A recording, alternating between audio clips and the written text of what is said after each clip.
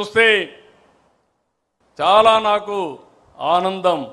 ఎందుకు చెప్తున్నానంటే చాలామంది క్లస్టర్లో మా నాయకులు చేయలేరంటే కాదు, నాయకత్వాన్ని పటిష్టం చేసే ఏకైక అవకాశం ఇదొక క్రైసిస్, ఇదొక ఆపర్చునిటీ అని చెప్పి ముందుకెళ్ళాం. మనం ఈ విధంగా ముందుకు పోతా ఉంటే ఈరోజు మంచి చేయడమే కాదు, మహానాడు ద్వారా అందరికీ విజ్ఞప్తి చేస్తున్నా, చెడును అడ్డుకోవడం కూడా అవసరమే.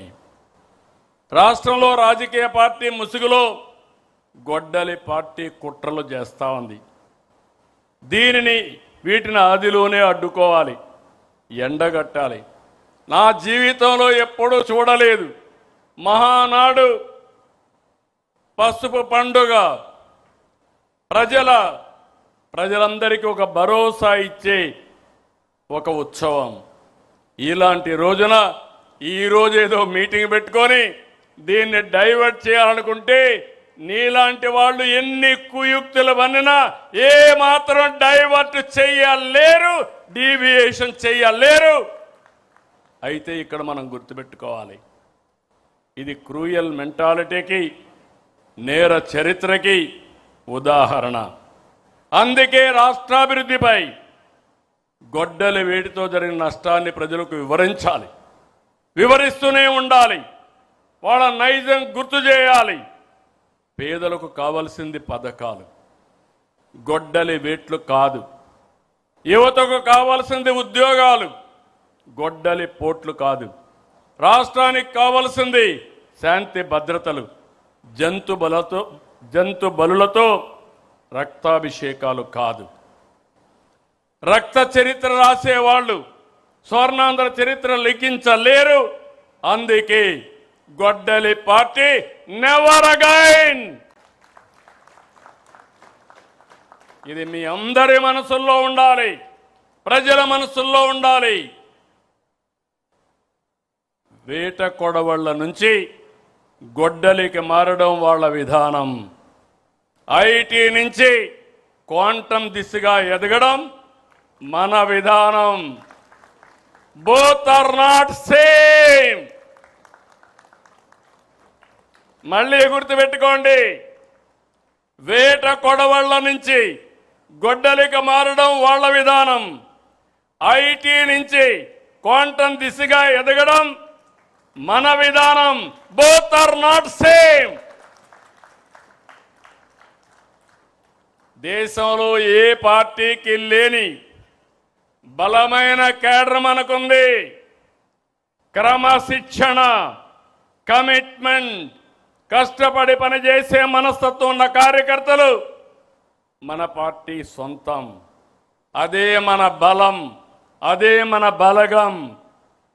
అందుకే అందరికీ చెప్తున్నా, కేడర్ని గౌరవంగా చూసుకోవాలి, సముచిత స్థానం ఇవ్వాలి.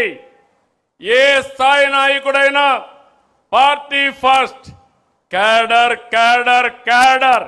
ఎవరు ఇగ్నోర్ చేసినా వాళ్ళని ఉపేక్షించేది లేదని మరొక్కసారి ఈ సందర్భంగా గుర్తు చేస్తున్నా. 175 మంది ఎమ్మెల్యేలే కాదు నాయకులు, 25 మంది ఎంపీలే కాదు నాయకులు, బూత్ స్థాయిలో ఉండే ప్రతి ఒక్క కార్యకర్త నాయకుడే. మనం తయారు చేయవలసింది అనుచరులు కాదు, నాయకుల్ని తయారు చేయాలి. రాష్ట్రానికి విజన్ ఉన్నట్టే పార్టీకి ఒక విజన్ తయారు చేసుకుంటున్నాం. నాకు 2 బాధ్యతలు ఉన్నాయి, ఈ పార్టీకి 2 బాధ్యతలు ఉన్నాయి. విజన్ 2047 స్వర్ణాంధ్ర. అదే సమయంలో పార్టీకి 2047కి ఒక విజన్ తయారు చేసుకుంటాం. ఇక్కడ ప్రతి ఒక్క కార్యకర్తకి చెప్తున్నాం, ప్రతి ఒక్క నాయకుడికి చెప్తున్నాం. ఈరోజు మనందరం కూడా ఎక్కడికక్కడ సమర్థవంతమైన నాయకత్వాన్ని తయారు చేసుకోవడానికి నిరంతరం తెలుగుదేశం పార్టీ ఎప్పుడు కూడా నాయకుల్ని తయారు చేసే విశ్వవిద్యాలయం ఇది. ఈ విశ్వవిద్యాలయంలో చదివిన వాళ్ళే వేరే ప్రాంతాల్లో వేరే పార్టీలో రాణిస్తారు తప్ప వేరేది కాదని మరొక్కసారి విజ్ఞప్తి చేస్తున్నా.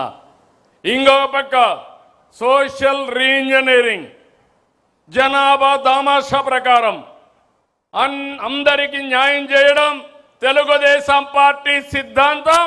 ఈ విషయం మనం గుర్తుపెట్టుకోవాలి. వెనుకబడిన వర్గాలు తెలుగుదేశం పార్టీకి వెన్నెముక. అలాంటి వెనుకబడిన వర్గాలకి మనం రుణపడి ఉన్నాం. వాళ్ళని ఆదుకోవాల్సిన బాధ్యత, గౌరవించవలసిన బాధ్యత నాయకత్వానికి ఉందని మరొక్కసారి విజ్ఞప్తి చేస్తున్నాం. అందుకని కొత్తగా కొన్ని ప్రోగ్రామ్స్ కూడా తీసుకుంటున్నాం. ఇప్పుడే చెప్పారు, ట్రెజరర్ గారు చెప్పారు, జనరల్ సెక్రటరీ గారు చెప్పారు. ఈరోజు మనం 160 కోట్ల రూపాయలు దగ్గర కార్యకర్తల సంక్షేమం కోసం ఇన్సూరెన్స్ కింద మనం డబ్బులు ఇచ్చాం. ఈరోజు అందుకనే మళ్ళీ ఒక విభాగాన్నే పెట్టాం, ఎడ్యుకేషన్, ఎంప్లాయ్మెంట్.